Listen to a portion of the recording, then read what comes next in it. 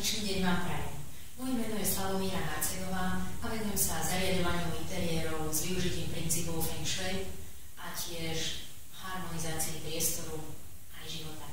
Na dnes som si pre vás pripravila návod, ako si vytvoriť veľmi užitočný nástroj na to, aby ste sa rýchlejšie priblížili k svojim snom, k svojmu vysnenému životnému štýlu.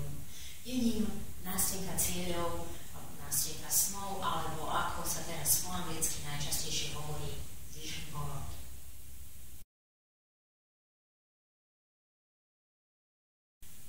Možno ste už o ňom počuli, možno ste si dokonca sami vyskúšali nejaký vision board zostrojiť a máte s tým skúsenosti. V tom prípade tu možno nájdete nejaké užitočné tipy, ako si ho spraviť ešte efektívnejšie.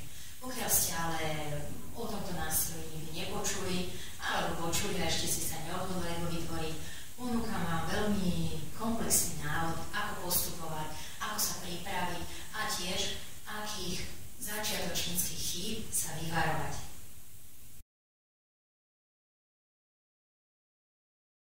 Naše myšlienky majú obrovskú silu. Pokiaľ sa dokážete počas dňa sústrediť na to, čo chcete, väčšinu času, pokiaľ do toho viete dať aj tú emóciu, veríte, že sa to stane, viete si predstaviť, že už to je, dokážete zažiť ten pocit šťastia, že už to je. Vtedy akoby aj vesmír s vami spolupracuje. Stávajú sa vám rôzne šťastné návody, hovoríme tomu synchronicita. Ste jednoducho v správnom čase na správnom mieste, stretnete človeka, ktorý je schopný vám pomôcť, dostanete nejakú ponuku a podobne. Nástenka cieľov má slúžiť na to, aby nám pripomínala, na čo chceme sústrediť svoju myseľ. Nie sme zvyknutí si kontrolovať myšlienky, odputávajú nás rôzne veci, ktoré sa dejú, sledujete správy, vytvárate si katastrofické scenáre, niektoré veci vás hnevajú. Jednoducho človek za deň vyprodukuje veľmi veľa zbytočných negatívnych emócií, zbytočných katastrofických scenárov, ktoré si v hlave vytvára. Nástenka cieľov je nástroj na to, aby sme dokázali upriamiť pozornosť na naše ciele, na to, čo chceme.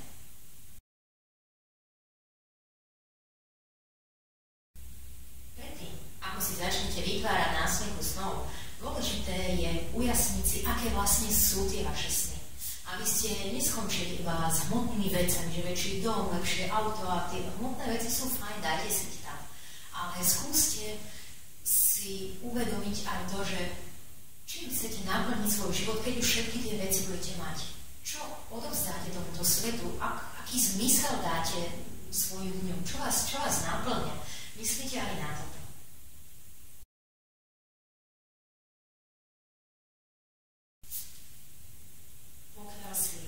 Nezadefinujete presne, aké sú vaše ciele, aký je ten váš vysnený životný štýl, čo všetko by ste naozaj chceli, môžete skončiť s tým, že budete si listovať časopisy a impulzívne si povyberáte plno pekných obrázkov. Vytvoríte si pekný interiérový doplnok, bude sa vám fajn len pozerať, ale pokiaľ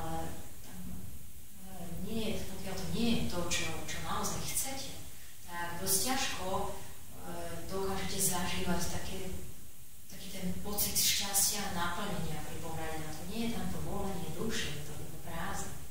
A keby sa vám hneď aj podarilo všetky tie pekné veci získať, otázne je, či vás to niekam posunulo na ceste za tým vašim cieľom, za tým, kým sa chcete stať, ako chcete naplniť svoj život. Takže na toto si dajte pozor, aby ste si naozaj najprv ujasnili, kým sa chcete stať, ako chcete naplniť svoj život.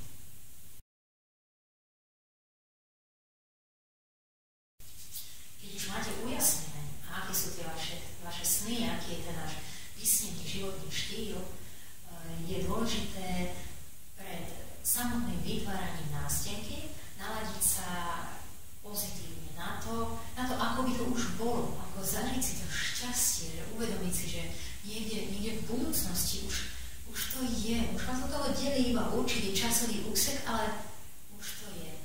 Pokiaľ dokážete si tie obrázky vyberať v takomto nastavení, dokážete dokážete sa lepšie prepojiť so svojou dušou, vaša intuícia vás povedie pri hľadaní tých obrázkov, jednoducho budete si vedieť vybrať to, čo najviac vystihuje, to, čo naozaj chcete, po čom vaša duša práhne. A pokiaľ si vytvoríte nástenku v tomto naladení, bude pre vás jednoduchšie aj neskôr pri pohľade na ňu vyvolať si tento pocit šťastia, tú pozitívnu emóciu, ktorá potom dodá tým vašim myšlienkam oveľa väčšiu silu.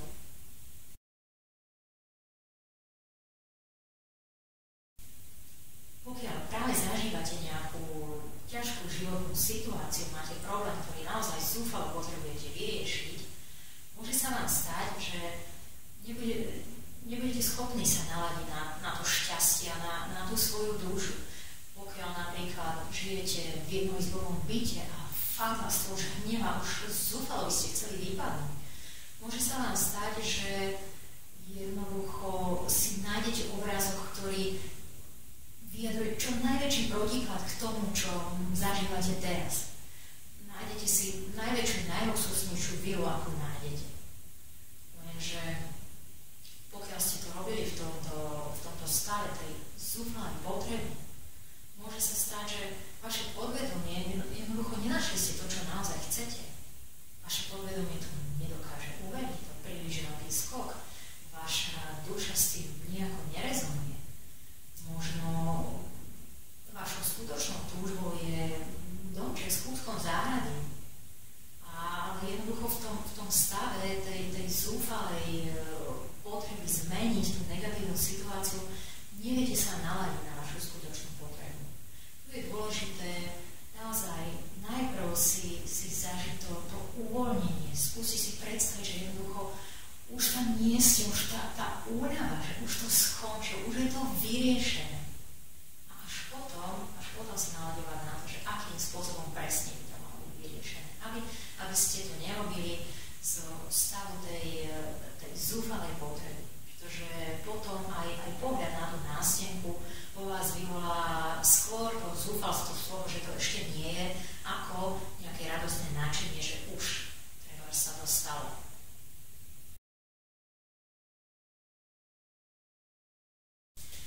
Konečne nastal čas, tá najkreatívnejšia fáza, najpríjemnejšia, samotné vytváranie nástenky. Pokiaľ máte ujasnené, čo chcete a ste na to správne naladení, môžete si začať listovať v časopise alebo vyhľadávať obrázky na internete, čo vám je bližšie.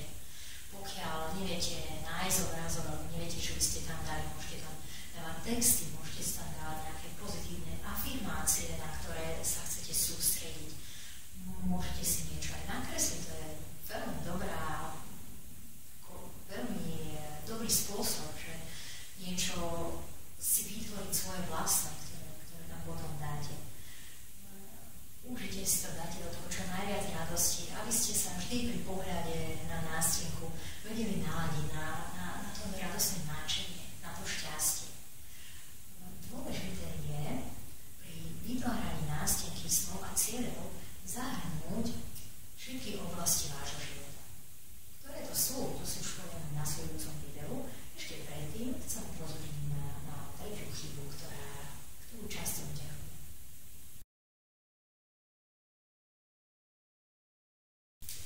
Pokiaľ ste v životnej situácii, že práve riešite nejaký problém, napríklad s tým bytom, že teraz je prioritou pre vás zabezpečiť si lepšie bývanie, môže sa stať, že vaša nástenka skončí ako katalóg IKEA a vynecháte niektoré iné podstatné oblasti vášho života.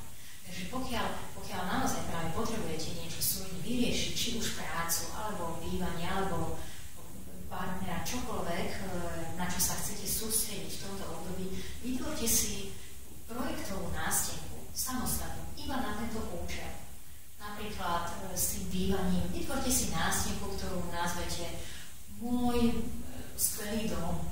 A tam si dáte všetko, kde má byť, ako má vyzerať, ako chcete, aby bolo zariadené. Tomu sa venujte. Ale pokiaľ si vytvárate nástenku snov, nástenku cieľov, živote, nezabudnite zahrnúť tam všetky oblasti,